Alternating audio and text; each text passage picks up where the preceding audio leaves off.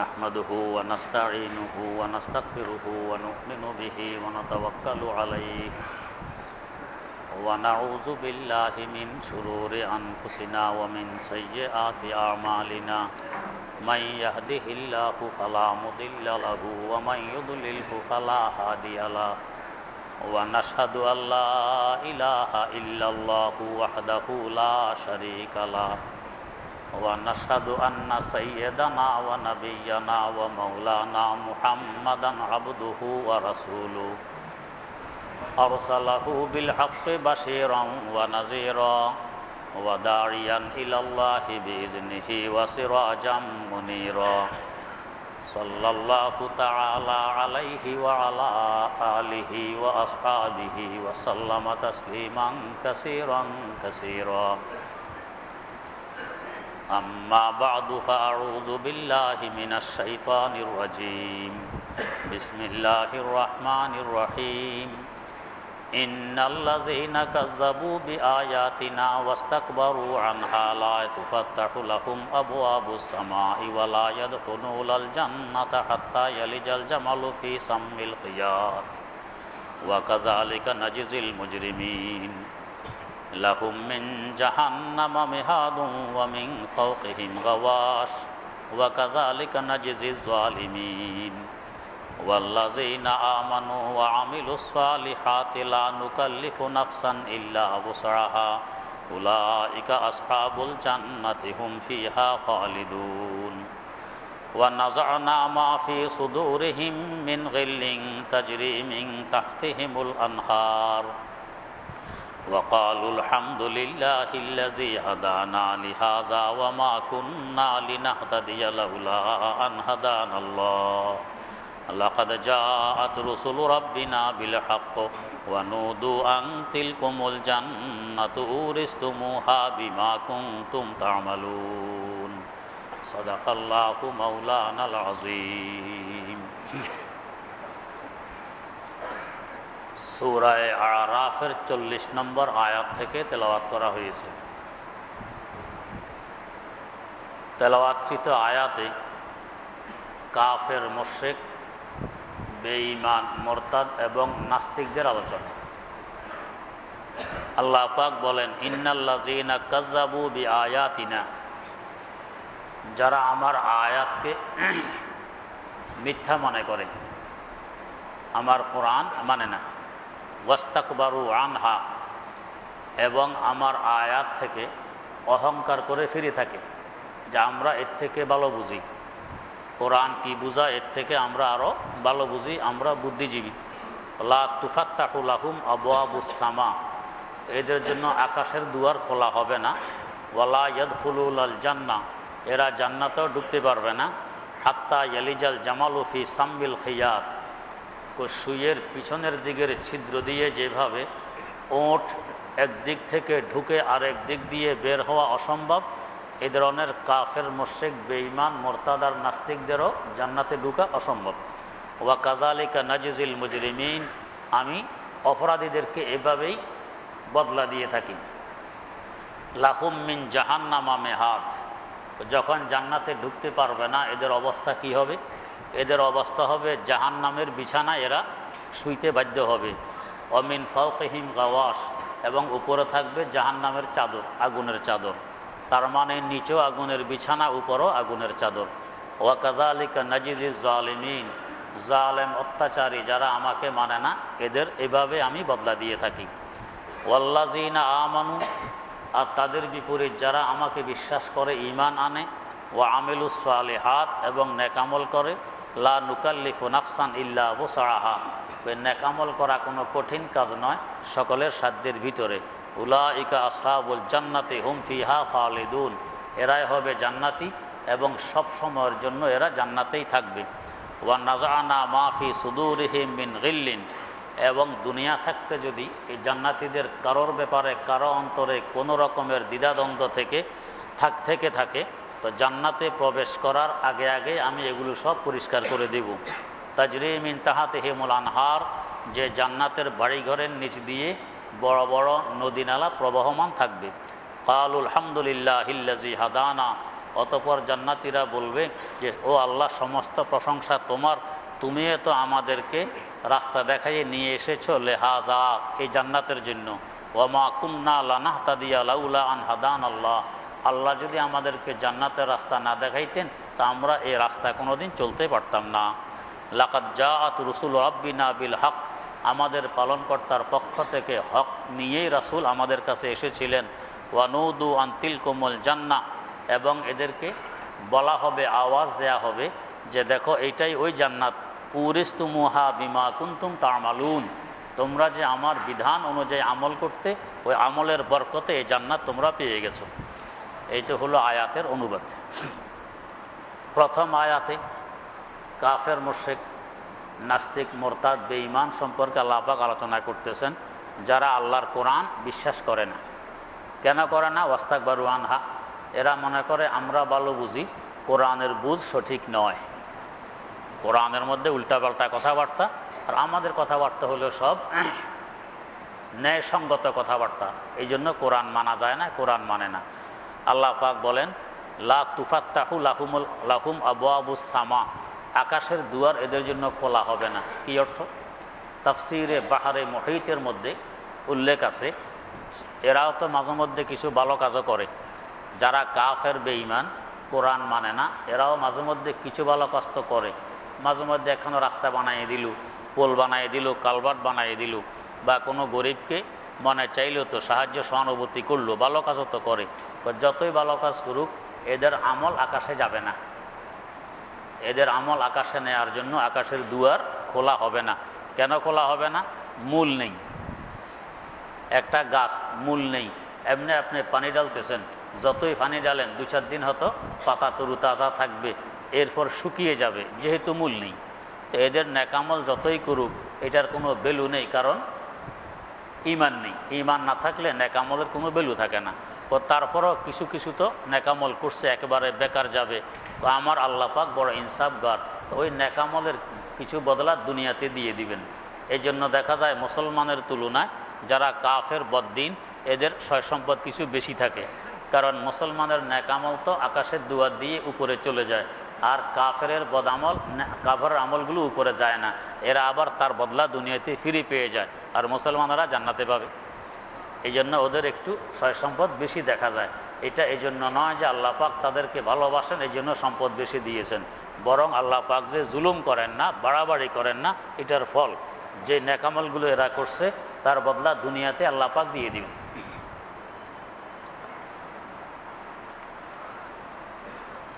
ওয়াস্তাকবারু আনহা লা তুফাত্তাহু লাহুম আবওয়াবুস সামা। আর আরেক তাফসীর আছে যে আমরা যখন মারা যাই তো ফেরেশতারা তখন আমাদের রূহ নিয়ে যায়। তো রূহ নিয়ে চাই বন্দা নেককার হোক আর বদকার হোক, মুমিন হোক আর মুশরিক হোক, আস্তিক হোক আর নাস্তিক হোক, যে কোনো কেউ হোক না কেন, তার রূহ নিয়ে প্রথমে আকাশের দিকে চলে।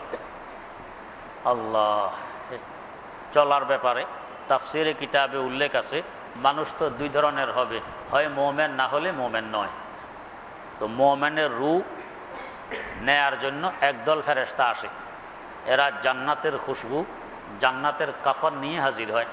হাজির হওয়ার পরে এদের রূহ বের করে এমনভাবে, যেমনভাবে কেউ যদি মশকের মুখ খুলে দেয়, উল্টা করে মশকের মুখ খুলে দিলে পানি পড়তে গিয়ে কোনো কষ্ট হবে? কলসিকে যদি কেউ উফুর করে তো ভিতরের পানি পড়তে কি কষ্ট হয়? কোনো কষ্ট হয় না, পানি পড়ে যায়। ঠিক এভাবে তাদের রূহ দেহ থেকে বেরিয়ে আসবে, এরা মোটেও কষ্ট পাবে না, টের পাবে না। এরপরে এই ফেরেশতারা ওই খুশবুদার কাফন ইত্যাদি সহকারে তার রূহ নিয়ে চলে আকাশের দিকে। পথের মধ্যে যত ফেরেশতাদের সাক্ষাৎ হয় তো জিজ্ঞেস করে যে এত সুন্দর গ্রাণযুক্ত এই রূহ কার? তো এরা ওই লোকটার যত গুণ কীর্তন আছে, এই লোকটার যত নেক আমল আছে, এই যত নেক নাম আছে, এগুলো উল্লেখ করে তারপরে তার নাম উল্লেখ করে যে অমুকের ছেলে অমুকের এই রূহ আমরা নিয়ে চলছি। আকাশ পর্যন্ত গেলে আকাশের দুয়ার খোলা হয়, খোলার পরে আল্লাহ পাকের পক্ষ থেকে হুকুম আসে যে তার রূহকে তোমরা ইল্লিয়িনে রেখে দাও। ইল্লিয়িন হইল বেহেশতেরই একটা অংশ, এর মধ্যে নেককারদের নেক আমল জমা থাকে, রূহকেও সেখানে নিয়ে যায়। তো সে তার নিজস্ব নেক আমলগুলো সচক্ষে তখন দেখতে পায় যে আমি এই সমস্ত পুঁজি জোগাড় করছি আমার ভবিষ্যতের জন্য। এরপর বলা হয় তার ন্যাক আমলগুলো এখানে থাকুক, রুটা আবার ফিরে কবরে পৌঁছিয়ে দাও। তাকে মুনকার নাকির জিজ্ঞাসাবাদ করবে কিছু, তো তার রু আবার ওই মুর্দা দেহের মধ্যে চলে আসে, সে জিন্দা হয়ে যায়। মুনকার নাকির তাকে প্রশ্ন করে। তো যতক্ষণ মুনকার নাকির থাকে এর আগ পর্যন্ত তো উপরে মানুষেরা থাকে। হাদিস শরীফে আছে তোমরা কবর দিয়েই তাড়াতাড়ি ফিরে চলে আসবা না, কিছুক্ষণ কবরের কাছে অপেক্ষা করবে মুনকার নাকিরের প্রশ্ন জবাব শেষ হওয়া পর্যন্ত। তো তাহলে মুনকার নাকির আসা পর্যন্ত দুনিয়ার মানুষের আশেপাশে আছে, এরপরে মুনকার নাকির তার কাছে আছে, একাকিত্বের কোনো ভয় নেই। তো মুনকার নাকির প্রশ্ন করে চলে যাবে, এখন যে সে একা থাকবে। তো আল্লাহ রাব্বুল আলামিন তার নেক আমলকে খুব সুন্দর মানুষের সুরত দিয়ে তার কাছে পাঠিয়ে দিবেন।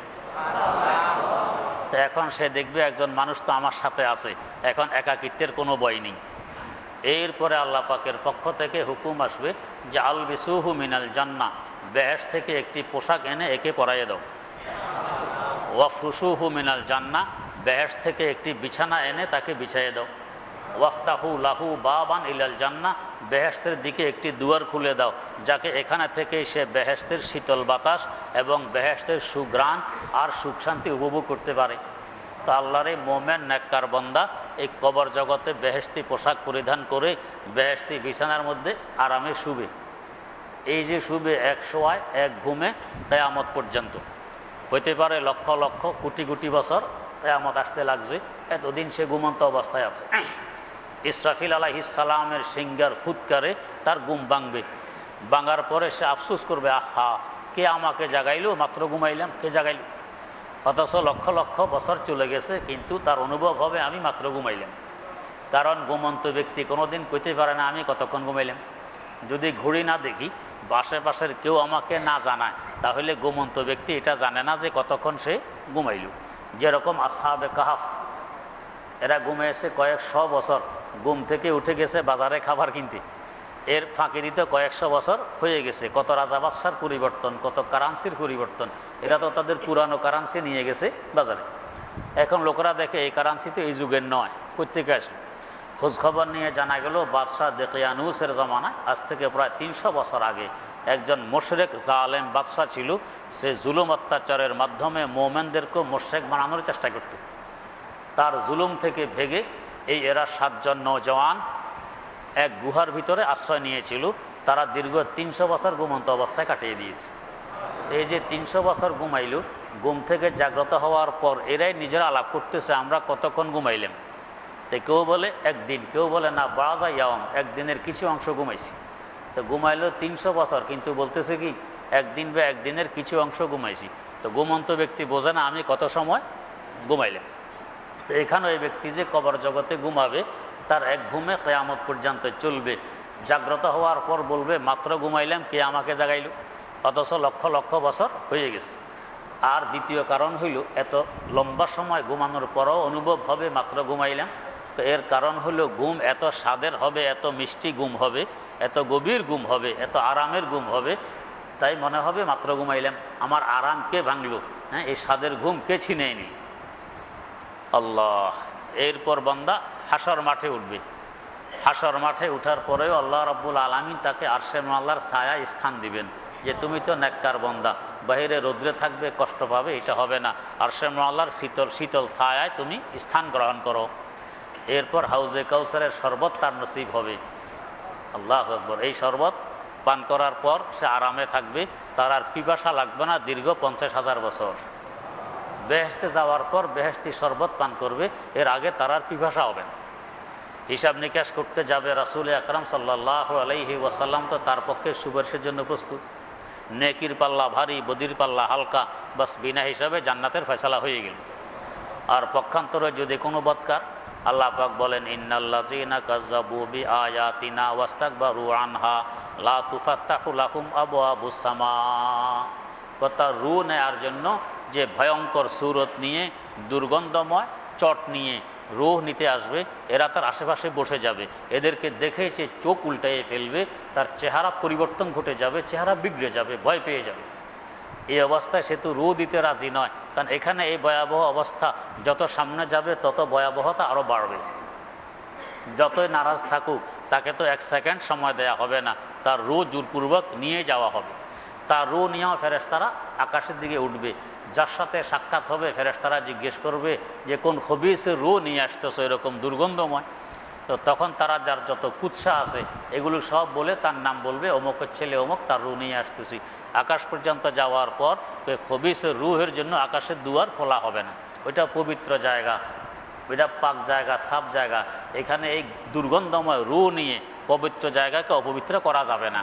এই দুর্গন্ধময় রু ওইখান থেকে আবার ফিরাই দিবে, নিক্ষেপ করে দিবে, এটা আবার চলে আসবে দুনিয়ায়। তো দুনিয়া আসে ঢুকবে তার কবরে, কবরে গিয়ে তাকেও আবার জিন্দা করবে। ওই খবিস রু তার ভিতরে ঢুকে তাকে আবার জিন্দা করবে।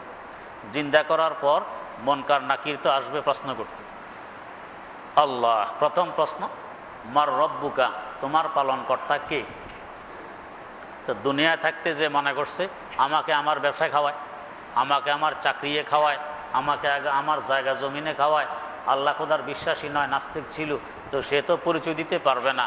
তাফসিরে মাআরিফুল কোরআনে শব্দ হুবহু লেখা আছে, হা হা লা আদরি, আফসুস আফসুস, আমি চিনি না কে আমার পালনকর্তা।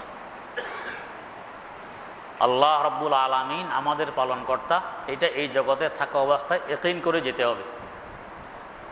দূরদর্শিতার অভাব যদি থাকে, বুঝবুদ্ধির অভাব যদি থাকে, তো মনে করতে পারে ব্যবসা আমাকে খাওয়ায়, জায়গা জমিন খাওয়ায়, আমাকে আমার চাকরিয়ে খাওয়ায়। আপনাদেরকে অনেকবার দৃষ্টান্ত দিয়েছি। তো এক হুজুরকে দাওয়াত দিছে এক মহিলা, দাওয়াত খাওয়াবে। তো হুজুর গেছেন দাওয়াত খাইতে, যাইতে সাথে ছোট্ট একটা বাচ্চাও আছে। মহিলা ছিল পর্দানিশীল, কিন্তু খাবার পরিবেশন করবে এমন কোনো পুরুষ ওই মহিলার ঘরে নেই। তো পর্দাও ঠিক রাখা লাগবে, আবার হুজুরকে খানাও খাওয়াইতে হবে। তো মহিলা করছে কি, ঘরের মধ্যখান দিয়ে পর্দা ঝুলেছে। পর্দা ঝুলাইয়ে এক পাশে মহিলা আর এক পাশে হুজুর। এখন পর্দার নিচ দিয়ে মহিলা খাবার ঠেলে ঠেলে দেয়, বিরিয়ানির গামলা, মাছের পেয়ালা, গোশতের বাটি, এগুলো ঠেলে দিতেছে। তো হুজুর তো খাইতেছেন, আর ওই ছোট্ট ছেলে ওই বেচারা খাওয়া দাওয়া বন্ধ করে আশ্চর্য হয়ে পর্দার দিকে তাকাইয়ে বসে আছে। একটু পর হুজুর জিজ্ঞেস করতেছেন, এই বেটা খাওয়া দাওয়া বন্ধ করে ওইদিকে কি দেখো? তো ছেলে বলে, হুজুর পর্দা দেখি। পর্দা কি হয়েছে পর্দা? দেখেন না হুজুর, এটা কত ভালো পর্দা, পর্দার ভিতর থেকে বিরিয়ানি বের হয়, পর্দার ভিতর থেকে মাছ বের হয়, গোশত বের হয়, এত সুন্দর পর্দা এই মহিলা পাইল কই? এই জন্য দেখতেছি এমন একটি পর্দা যদি আমরা পাইতাম, তো শুধু বিরিয়ানি বের করতাম আর খাইতাম, কত আরাম হইতো, আর কোনো চিন্তা ফিকিরে থাকতো না। তো হুজুর বলে, ব্যাগ কলকাহিকার, এই বিরিয়ানির ভিতর থেকে পর্দা বের হয়। তোর দূরদর্শিতার অভাব, তোর দৃষ্টি পর্দা পর্যন্ত সীমিত, আর সেদিকে কি অবস্থা এটা তুই জানোস না। আর আমার দূরদর্শিতা আছে, ওইদিকে কি আছে সেটা আমি বুঝি। পর্দার আড়ালে একজন মানুষ বসে আছে, বিরিয়ানির গামলা ও ঠেলে দেয়, মাছের বাটি ও ঠেলে দেয়, গোশতের পেয়ালা ও ঠেলে দেয়। ওই মানুষ যদি ঠেলে না দিত, তো পর্দার কি বাপের ক্ষমতা আছে আমাকে বিরিয়ানি বের করতে পারে? পর্দার বাপের ক্ষমতা আছে মাছ গোশত বের করতে পারে?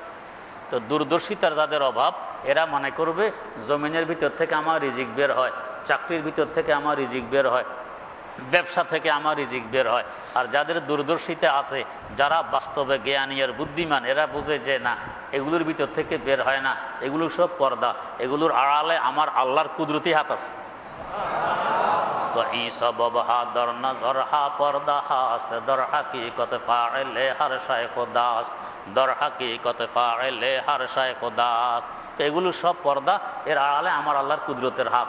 আল্লাহ জমিনের ভিতর দিয়ে আমার রিজিক ঠেলে দেন, চাকরির ভিতর দিয়ে রিজিক ঠেলে দেন, ব্যবসার ভিতর দিয়ে রিজিক ঠেলে দেন।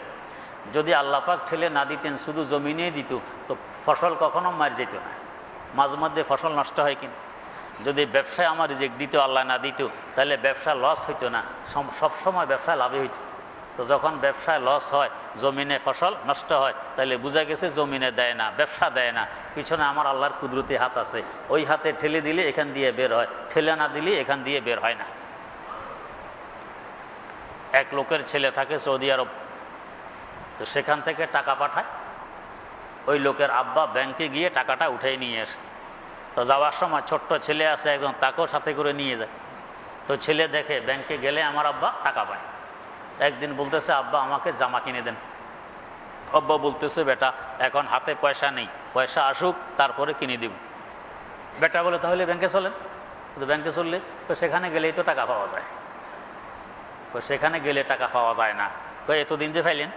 এতদিন পাইছি, তোর ভাই আছে একজন বিদেশে, ওখান থেকে সে টাকা পাঠায়, ও পাঠাইলে ব্যাংক দেয়, ও না পাঠাইলে ব্যাংক টাকা দিবে না। কিন্তু ছোট বাচ্চা দূরদর্শিতার অভাব, সে মনে করে ব্যাংকে গেলেই টাকা পাওয়া যায়। আর যে পিতা সে বুঝে যে না, ব্যাংকে গেলে পাওয়া যাবে না, আমার ছেলে পাঠাইলে তারপরে ব্যাংকে গেলে পাওয়া যাবে। তো ঠিক তেমনিভাবে যাদের দূরদর্শিতার অভাব, এরা মনে করে ব্যবসায় গেলেই তো পয়সা পাওয়া যাবে, জমিনে গেলেই তো ফসল পাওয়া যাবে, চাকরিতে গেলেই তো টাকা পাওয়া যাবে। আর যাদের দূরদর্শিতা আছে এরা মনে করে যে না, এখানে গেলে পাওয়া যাবে না, আমার আল্লাহ যদি ঠেলে না দেন।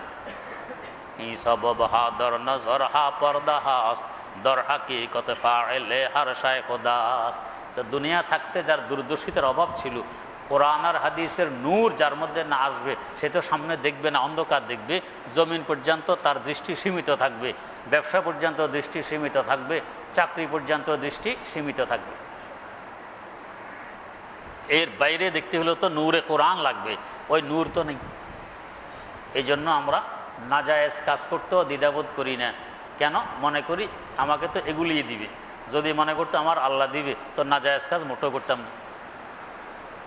কিছুদিন আগে কিতাবে পড়লাম, এক লোক ইংল্যান্ড গেছে চাকরির জন্য। তো সেখানে গিয়ে ইন্টারভিউ দিছে। ইন্টারভিউ নিতেছে একজন মহিলা। তো মহিলা বলতেছে, দেখো তুমি তো উত্তরগুলো ভালোই দিছ, তবে তোমার মুখে যে দাড়ি, এই জন্য তোমাকে এই পদে নিয়োগ দেয়া যাবে না। তুমি কি দাড়ি ফেলে দিতে পারবে? হ্যাঁ পারবো। তাহলে ফেলে আসো। এই বেয়াঙ্গাম দাড়ি ফেলে আবার গেছে। এখন মহিলা কয়, দেখো তুমি একটা চাকরির খাতিরে তোমার খোদার হুকুম লঙ্ঘন করেছো, দাড়ি ফেলে দিয়েছো। তুমি যে আমার চাকরিতে এসে এইভাবে নাফরমানি করবে না, খেয়ানত করবে না, এ কিভাবে বিশ্বাস করা যায়? তোমার আল্লাহর নাফরমানি করছো চাকরির জন্য, তো চাকরিতে এসে যে আমাদের নাফরমানি করবে না, এটার কি বিশ্বাস? তোমাকে এই পদ দেয়া যাবে না। দাড়িও গেল, চাকরিও গেল। এদেরকে বলে কপাল পোড়া, কপাল পোড়া। আর যদি বলতো আমাকে চাকরি দেওয়ার না দাও, আমি দাড়িতে হাত দিতে পারবো না, তাহলে হয়তো চাকরিটা হয়ে যেত। তো যাদের দূরদর্শিতার অভাব, এরা এই ধরনের নাজায়েজ কাজ করেও এই কাজগুলো উদ্ধার করতে দ্বিধাবোধ করবে না। আর দূরদর্শিতা যাদের আছে, নূরে কোরআন যাদের আছে, নূরে হেদায়েত যাদের আছে, ইয়াকিন যাদের আছে, বিশ্বাস যাদের আছে যে দিবে তো আমার আল্লাহ, তাই আমার আল্লাহর হুকুম আমি মোটেও লঙ্ঘন করব না, আল্লাহর হুকুমের উপর অটল থাকবো। আল্লাহ পাক কিভাবে দিবেন না দিবেন এটা ওনার ব্যাপার, আমার ব্যাপার নয়। আল্লাহ এই রবকে চিনবে না, জবাব দিবে হা হা লা আদরি, আফসোস আফসোস, আমি চিনি না কে আমার পালন করতে। দ্বিতীয় প্রশ্ন, ওয়া মা দীনুকা, তোর দিন কি ছিল তার পরিচয় দে। তো ছিল তো বদ্দিন, নাস্তিক, দিনের দ্বার ধারেনি, ধর্মের ধারে কাছে আসেনি, বরং উল্টা করছে বিরোধিতা। তো জবাব দিবে হা হা লা আদরি, আমি চিনি না আমার দিন কি ছিল, আমার ধর্ম কি ছিল। তৃতীয় প্রশ্ন আসবে, ওমান নবিয়ুকা, তোমার নবী কে ছিলেন, তাকে চিনো কিনা, তার পরিচয় দাও। তো দুনিয়া থাকতে নবীর দ্বার ধারেনি, নবীর সুন্নতের দ্বারা কাছে আসেনি, উল্টা নবীকে নিয়ে ব্যঙ্গ বিদ্রুপ, উল্টা নবীকে নিয়ে কটাক্ষ। তো নবীর পরিচয় কোথা থেকে দিবে? তাফসিরে মাআরিফুল কোরআনে লেখা আছে, জবাব দিবে হা হা লা আদরি, আফসোস আফসোস, আমি চিনি না কে আমার নবী ছিলেন। আল্লাহ, যখন তিন প্রশ্ন এভাবে ফেল হয়ে গেল, উত্তর দিতে পারলো না, তা আল্লাহ পাকের পক্ষ থেকে হুকুম আসবে, আল্লাহ জাহান্নাম থেকে আগুনের বিছানা এনে তাকে বিছাই দাও, জাহান্নাম থেকে আগুনের পোশাক এনে তাকে পরাইয়ে দাও। আলবিসুহু মিনান নার ওয়াফরুশুহু মিনান নার ওয়াফতাহু লাহু বাবান ইলান নার, জাহান্নামের দিকে একটি দুয়ারও খুলে দাও, যাতে এটা জাহান্নামের আগুনের পোশাক পরে আগুনের বিছানায় শুয়ে জাহান্নামের শাস্তি এখান থেকে উপভোগ করতে পারে, সব খুলে দাও। এভাবে চলবে কিয়ামত পর্যন্ত। তো তাই এখানে বলা হয়েছে যে তাদের জন্য লা তুফতাহু লাহুম আবওয়াবুস সামা, আকাশের দুয়ার এই বক্কারের জন্য খোলা হবে না। ওয়ালা ইয়াদখুলুনাল জান্নাতা, আর আকাশের দুয়ার না খুললে জান্নাতে ঢুকতে পারবে না, কারণ ইল্লিয়িন তো উপরে, জান্নাতে উপরে, জাহান্নাম নিচে। তো উপরে উঠার যখন দুয়ারে খোলা হইল না, সে জান্নাতে ঢুকবে কি করে? লা ইয়াদখুলুনাল জান্নাতা হাত্তা ইয়ালিজাল জামালু ফি সাম্মিল খিয়াত, তো সুইয়ের ছিদ্র দিয়ে যেরকম ওঁট ঢুকা সম্ভব নয়, এরকম এই মোরতাদ, নাস্তিক, কাফের, মুশরিক, বেঈমান, এদের জন্য জান্নাতে ঢুকা সম্ভব নয়। ওয়া কাযালিকা নাজিজিল মুজরিমিন, যারা অপরাধী গুনাহগার এদেরকে আমি এইভাবেই বদলা দিয়ে থাকি। লাহুম মিন জাহান্নামা মিহাদুম ওয়া মিন ফাওকিহিম গাওয়াশ, এখন বর্ণনা করতেছেন যে যারা আমাকে মানে নাই, নাস্তিক ছিল, তাদের জন্য জাহান্নামের হবে বিছানা, অমিন ফাওকিহিম গাওয়াশ, আর উপরে গায়ে দেওয়ার জন্য জাহান্নামের আগুনের চাদর। মেহাদ মানে বিছানা, গাওয়াশ মানে চাদর। ওয়াকাযালিকা নাজিজি যালিমিন, আমি এভাবে জালেমদেরকে, যারা বাড়াবাড়ি করছে তাদেরকে প্রতিদান দিয়ে থাকি। ওয়াল্লাযিনা আমানু ওয়া আমিলুস সালিহাত, তার বিপরীত বলতেছেন যারা আমাকে বিশ্বাস করে, নেক আমল করে, আমার কোরআন মানে, নবী মানে, এদের অবস্থা কি? ওয়ালা নুকাল্লিফু নাফসান ইল্লা ওয়াসআহা। কেউ বলতে পারে কোরআন মানলে, নেক আমল করলে তো অনেক কষ্ট করতে হয়, সাধ্যের বাইরেও কষ্ট। আল্লাহ পাক বলেন যে না, লা নুকাল্লিফু নাফসান ইল্লা ওয়াসআহা, আমি কাউকে এমন কোনো দায়িত্ব দেই না যে দায়িত্ব পালন করার শক্তি সামর্থ্য তার না আছে, সে পারবে এমন দায়িত্বই আমি দিয়ে থাকি। উলাইকা আসহাবুল জান্নাতি হুম ফিহা খালিদুন, এদেরকে তো সম্মানের সাথে এদের রূহ আকাশে নিয়ে যাওয়া হবে, আকাশের দুয়ার তাদের জন্য খুলে দেওয়া হবে, এরা জান্নাতে সব সময়ের জন্য থাকবে। ওয়া নাযানা মা ফি সুদুরিহিম মিন গিল্লিন তাজরি মিন তাহতিহিমুল আনহার, জান্নাতে গেলে কোনো রকমের চিন্তা ফিকির, কোনো রকমের পেরেশানি থাকবে না, শুধু শান্তি শান্তি। তবে দুইজন নেককারের মধ্যে কোনো কারণে মনোমান্যতা থাকতে পারে। দুইজনে নেককার বুজুর্গ, হয়তো বুজুর্গ বলে অথবা ভুল সংবাদের কারণে দুজনের মধ্যে কোনো রকম মালিনতা থাকতে পারে, মনের বেমিল থাকতে পারে। এই বেমিল অবস্থা যদি জান্নাতে যায়, সেখানে তো সব কিছু পরিষ্কার দেখা যাবে। তা আমি দেখবো যে অমুকের অন্তরের সাথে আমার সাথে বেমিল হয়ে গেছে, আর হেও দেখবে আমার অন্তরের সাথে তার সাথে বেমিল রয়ে গেছে। এটা কেমন বেখাপ্পা কথা। এখানেই না আপনার অন্তরে কি আছে আমি জানি না, আমার অন্তরে কি আছে আপনি জানেন না, ওখানে তো সব কিছু পরিষ্কার সামনে ভেসে উঠবে, সব জানবে। তো এইটা তো একটা কষ্টের কারণ, শরম লাগবে, লজ্জা লাগবে, আমি অমুকের ভালো জানি না। তা আল্লাহ পাক বলতেছেন ওয়া নাযানা মা ফি সুদুরিহিম মিন গিল্লিন, তো অন্তরে যে এই সমস্ত একজনের ব্যাপারে আরেকজনের খারাপ ধারণা ছিল, জান্নাতে ঢুকার আগে আগে এগুলো সব আমি পরিষ্কার করে দিব। তাফসীরে বাহারে মুহিতের মধ্যে আছে, তো আল্লাহ পাক একটা নহরের পানি পান করাইবেন। ওই পানি পান করাইলে পানির বৈশিষ্ট্য হইল যার ভিতরে যত রকমের সমস্যা ছিল সব কিছু পরিষ্কার হয়ে যাবে। কারো জন্য কারো কোনো সন্দেহ, কারো জন্য কারো কোনো কুধারণা কিছুই আর দিলে থাকবে না। যাকেই সামনে পাবে মনে হবে যেন আমার অন্তরঙ্গ বন্ধু, তার ব্যাপারে আমার অন্তরে কোনো রকমের খারাপই নাই, আর আমার ব্যাপারও তার অন্তরে কোনো রকমের খারাপই নাই। মনে হবে সে আমার প্রকৃত বন্ধু, আর হে বুঝবে এই আমার প্রকৃত বন্ধু। তাহলে আরামে আরাম, খুশিয়ে খুশি, বে আরামের কিছু থাকবে না। তাজরি মিন তাহতিহিমুল আনহার, আরো সুখ শান্তি হবে, তাদের গড়বাড়ির নিচ দিয়ে বড় বড় নদী প্রবাহিত থাকবে।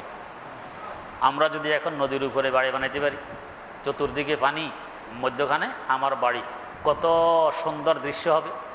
চতুর্দিকে নৌকা যাবে, জাহাজ যাবে, ট্রলার যাবে, আর আমি আরামে থাকবো, কত সুন্দর। আশেপাশে ফুল ফলের বাগান, আর নিচে দিয়ে পানি প্রবাহিত হয়, কত সুন্দর। তা আল্লাহ পাক বলেন এটা জান্নাতে গেলে তোমরা পাবে, তাজরি মিন তাহতিহিমুল আনহার, তোমাদের ঘর বাড়ির নিচ দিয়ে বড় বড় নদী প্রবাহিত হবে। তা নদী কিসের? আরেক আয়াতে আছে নদী শুধু পানির নয়, পানির নদীও প্রবাহিত হবে, দুধেরও হবে, শরবতেরও হবে, মধুরও হবে। ঘরে থাকা অবস্থায় যত মন মধু খাইতে চাও তো খাও, কোনো অসুবিধা নেই। নদী দিয়ে তো মধু কলকল করে চলছে। ঘরে থাকা অবস্থায় দুধ যত খেতে পারো তো খাও, কোনো টান পড়বে না সেখানে। শরবত যত পান করতে চাও তো করো, কোনো টান পড়বে না। আর পানি তো আছেই। وقالوا الحمد لله الذي هدانا لهذا وما كنا لنهتدي لولا أن هدانا الله, বেহেশতীরা সেখানে আল্লাহ পাকের কৃতজ্ঞতা প্রকাশ করবে, শুকর আদায় করবে। আল্লাহ সব তো তোমারই মেহেরবানি, তুমি যদি আমাদেরকে এই রাস্তা না দেখাইতা, পয়গম্বর পাঠাইয়া, তা আমরা তো এই রাস্তা দেখতাম না, জাহান্নামে জ্বলতাম। আল্লাহ তোমার মেহেরবানি, তুমি পয়গম্বর পাঠাইয়া, কোরআন পাঠাইয়া আমাদেরকে রাস্তা দেখাইছো। সব কিছু তোমারই অবদান, আমাদের কৃতিত্ব কিছু নয়। ওমা কুন্না লানাহতাদিয়া লাউলা আন হাদানাল্লাহ, তুমি না দেখাইলে আমরা এগুলো দেখতাম না, আমরা জাহান্নামে যাইতাম। লাকাদ জাআত রুসুলু রাব্বিনা বিল হক, ও আল্লাহ আমাদের পালনকর্তার পক্ষ থেকে যে রসুল আমাদের কাছে আসছে এটা হক ছিল, সত্য ছিল, এটা এখন পরিষ্কার হয়ে গেল। যদি হক না হইতো তা আমরা এই সুখ শান্তির জান্নাতে ঢুকতে পারতাম না। ওয়ানুদু আনতিল কুমুল জান্নাহ উরিসতুমুহা বিমা কুনতুম তা'মালুন, আল্লাহ পাকের পক্ষ থেকে ঘোষণা আসবে, ও আমার নেককার বান্দারা, ও আমার পছন্দনীয় বান্দারা, ও আমার আদরের বান্দারা, এই যে জান্নাত পাইছো এটা তোমাদের আমলের বরকতে, বিনিময় নয়, কিন্তু আমলের বরকতে। তোমরা যে ঈমান আনছো, নেক আমল করছো, এই বরকতে আমি খুশি হয়ে জান্নাত দিয়ে দিছি। না হয় আমলের বিনিময়ে কিন্তু জান্নাত পাওয়া যাবে না। কারণ আমি আমল করব কতদিন? যতদিন জীবিত আছি অতদিন। তা আমার হায়াত হবে 70, 80, 90, 100, এর বেশি তো আর পাবো না। তো 100 বছরও যদি হায়াত পাই, তো 100 বছর আমল করলাম, তা আমল কি 100 বছর হয়? অর্ধেক সময় তো যায় ঘুমে, আর অর্ধেক থাকি সজাগ। তো 100 থেকে অর্ধেক ঘুমে গেলে আর হয়েছে 50। 50-এর মধ্যেও আবার নাবালেগ অবস্থায় চলে যায় কমপক্ষে 12, আর থাকে 38। এই 38 বছরে আবাদত আর কতটুকু করি? দিনে বেশি থেকে বেশি 5 বার নামাজ। তো 5 বার নামাজ হলে এক নামাজের পিছনে 1 ঘন্টাও যদি দৌড়ি, 1 ঘন্টাও লাগে না, 1 ঘন্টাও যদি দৌড়ি, তো দিনে 5 ঘন্টা, আর বাকি 19 ঘন্টা যায় অন্য কাজে। হিসাব করলে হয়তো 2-3 বছর হবে আপনার আবাদত। তো আবাদত করলাম 2-3 বছর, আর জান্নাত দিল আমাকে আবাদুল আবাদের জন্য, সব সময়ের জন্য। তা আবাদতের বিনিময় হিসাবে কিভাবে হইল? হ্যাঁ, করছে আবাদত, আল্লাহ পাক খুশি হয়ে এটা ওনার অবদান, জান্নাত দিয়ে দিয়েছেন। হাকিমুল উম্মত মুজাদ্দিদুল মিল্লত শাহ আশরাফ আলী থানভী রহমতুল্লাহ আলাইহি বলে গেছেন, তো अगर अल्लाह मियाँ हमें जन्नत दे दे तो आइन करम होगा, अगर जहन्नम में भेज दे तो आइन इंसाफ होगा। আল্লাহ যদি জাহান্নামে পাঠান তো এটা ওনার ইনসাফ হবে, আর যদি জান্নাত দেন তো ওনার করুণা হবে, ওনার অবদান হবে। কেন? 5 ঘন্টা বেশির থেকে বেশি আবাদতে, বাকি সব অন্য কাজে। গুনাহ 5 ঘন্টা থেকে আরো অনেক বেশি, তাহলে জাহান্নামের উপযোগী। তারপরও আল্লাহ পাক জাহান্নাম না দিয়া জান্নাত দিলে অবদান হবে না তো কি হবে? আর যে পরিমাণ নাফরমানি করি, গুনাহ এর থেকে সওয়াব আর নেক আমল এর থেকে অনেক কম। এই হিসাবে জাহান্নামে পাঠালে এটা ইনসাফে হয়। ইচ্ছায় অনিচ্ছায় ঘরে বসে বসে তো গুনাহ হইতেই থাকে, আল্লাহ মাফ করুন। তাই জান্নাত আল্লাহ পাক দিবেন আমলের বিনিময়ে নয়, আমলের বরকতে। আল্লাহ রাব্বুল আলামিন দয়া মায়া করে দিবেন, ওয়ানুদু আনতিল কুমুল জান্নাতু উরিস্তুমুহা বিমা কুনতুম তা'মালুন। এখানে একটি শব্দ ব্যবহার করছেন, উরিস্তুমুহা। তোমরা যে জান্নাতের ওয়ারিস হইছো, মিরাজ পাইছো জান্নাতের, এটা তোমাদের আমলের বরকত। মিরাজ শব্দ কেন ব্যবহার করছে? মানুষের মালিকানায় কোনো বস্তু আসে বিভিন্ন ধরনের। কেউ দান করলে আমার মালিকানায় আসে। আমাকে আপনি 100 টাকা দান করছেন, আমার মালিকানায় আসছে। অথবা কোনো কিছু ক্রয়ের মাধ্যমে মালিকানায় আসে। আপনি একটি গরু কিংবা জমি এক টুকরা আমার কাছে বিক্রি করছেন, আমি ক্রয় সূত্রে মালিক হয়েছি। আর আরেক মালিকানা হলো মিরাজ সূত্রে, বাপ মারা গেছে, বাপের অংশ পাইয়া মালিক হয়েছে। 3 রকম। এই 3 রকম যে মালিকানা, সবচেয়ে মজবুত মালিকানা হলো মিরাজ সূত্রের মালিকানা। কারণ আপনি এখন দান করছেন, 2 দিন পরে বলবেন যে ভাই আমার দান আমাকে ফেরত দাও। এখন জমি বিক্রি করছেন, 2 দিন পরে ভাই আমি বুঝতেই পারি নাই, এটা আমাকে ফেরত দাও, টাকা নিয়ে যাও, যাকে একালা বলা হয়। ভাই আবার ভঙ্গ করা হইতে পারে। কিন্তু বাপ থেকে যে মিরাজ সূত্রে মালিক হয়েছেন, এটা কেউ ফিরে নিতে পারবে?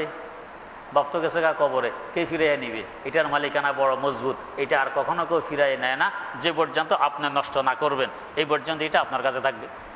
তাহলে মিরাজ সূত্রে যে মালিকানা আসে, এই মালিকানা বড় মজবুত, বড় শক্ত মালিকানা। এটা ছিনে নেয়ার ক্ষমতা কারণই। আমার আল্লাহ এখানে বলতেছেন, নুদু আনতিল কুমুল জান্নাহ উরিস্তুমুহা বিমা কুনতুম তা'মালুন। জান্নাত তোমাদেরকে মিরাজ হিসাবে দেয়া হয়েছে। তার মানে এই জান্নাত আর ছিনাই নেওয়া হবে না, এটার মালিকানা তোমাদের এসে গেছে আবাদুল আবাদের জন্য। এই জন্য মিরাজের কথা। আল্লাহ রাব্বুল আলামিন আমাদের সকলকে বিনা হিসাবে জান্নাতে